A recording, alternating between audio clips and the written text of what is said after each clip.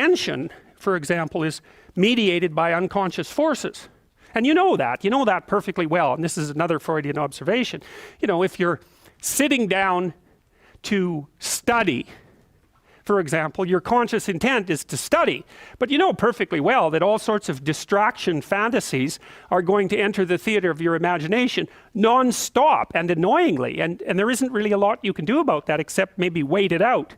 You know, so you'll be sitting there reading and your attention will flicker away. You'll think about, I don't know, maybe you want to watch Jane the Virgin on Netflix or something like that, or maybe it's time to have a peanut butter sandwich, or you should get the dust bunnies out from underneath the bed, or it's time to go outside and have a cigarette, or maybe it's time for a cup of coffee, or it's like all these subsystems in you that would like something aren't very happy just to sit there while you read this thing that you're actually bored by, and so they pop up and try to take control of your perceptions and your actions non-stop. Maybe you think, well, this is a stupid course anyways, why do I have to read this damn paper, and what am I doing in university, and what's the point of life? It's like you can really get going if you're trying to avoid doing your homework, and then you might think, well, what is it in you that's trying to avoid? Because after all, you took the damn course and you told yourself to sit down. Why don't you listen? Well, because you're a mess. That's basically why. You haven't got control over yourself at all. And no more than I have control over this laptop. Okay, so there's the memory function of the unconscious, and there's the dissolutive function. That's an interesting one. The unconscious contains habits, once voluntary, now automatized, and dissociated elements of the personality, which may lead a parasitic existence. That's an interesting one. I would relate that more to procedural memory. You know, so what you've done is practice certain habits, whatever they might be, let's call them bad habits, and you like those things to get under control, but you can't. So maybe when you're speaking, for example, you use like and you know, and you say a lot, and you've practiced that, so you're really good at it, and you'd like to stop it, but you don't get to, because you've built that little machine right into your being, right? It's neurologically wired, and it's not under conscious control, and anything you practice becomes that.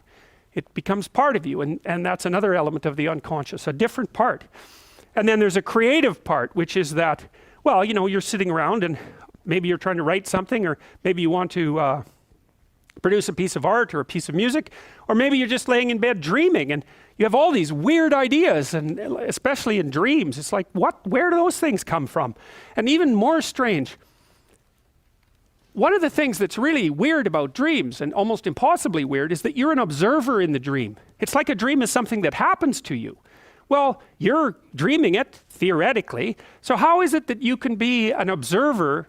It's almost like you're watching a video game or a movie, but you're producing it, at least in principle, although the psychoanalysts would say, well, no, not exactly. Your ego isn't producing it, your unconscious is producing it. It's a different thing. It's a different thing, and of course Jung would say, well, it's deeper than that. The collective unconscious might be producing it.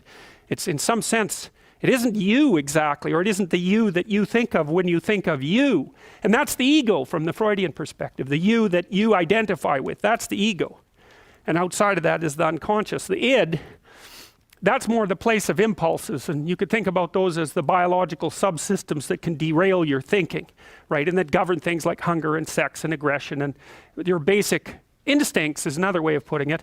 And it's a reasonable way of thinking about it, because these are subsystems that you share with animals. You share them certainly with mammals. You share most of them with reptiles. You share a lot of them with amphibians, and even going all the way down to crustaceans. There's commonality, for example, in the dominance hierarchy circuits. And so these are very, very old things. And the idea that you're in control of them is, well, you're not exactly in control of them. And I would say the less integrated you are, the less you're in control of them, and the more they're in control of you. And that can get really out of hand, you know.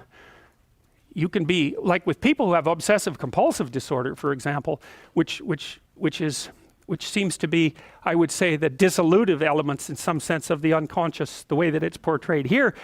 Poor people with obsessive compulsive disorder, they can spend half their time doing things that they can't really control, and they have very strong impulses to do them, and it's very hard on them to block them. You know, they'll almost panic if those things are blocked. And then you have people with Tourette's syndrome, you know, that they'll be doing all sorts of weird dances and spouting off obscenities, and and imitating people without being able to control it, and sometimes a little bit of antipsychotic medication can dampen that down, but it's as if there are these autonomous semi-spirits inside of them that grip control over their behavior and make them do things. And you know, you find that to some degree in your own life, because maybe you've become very attracted to someone, even maybe you don't want to be attracted to the person, and then you find yourself, you know, texting them when you know perfectly well that you should be going to bed, and you know, you're in a grip of something, and you can't control it, and that's all part of the unconscious and all part of what Freud was studying.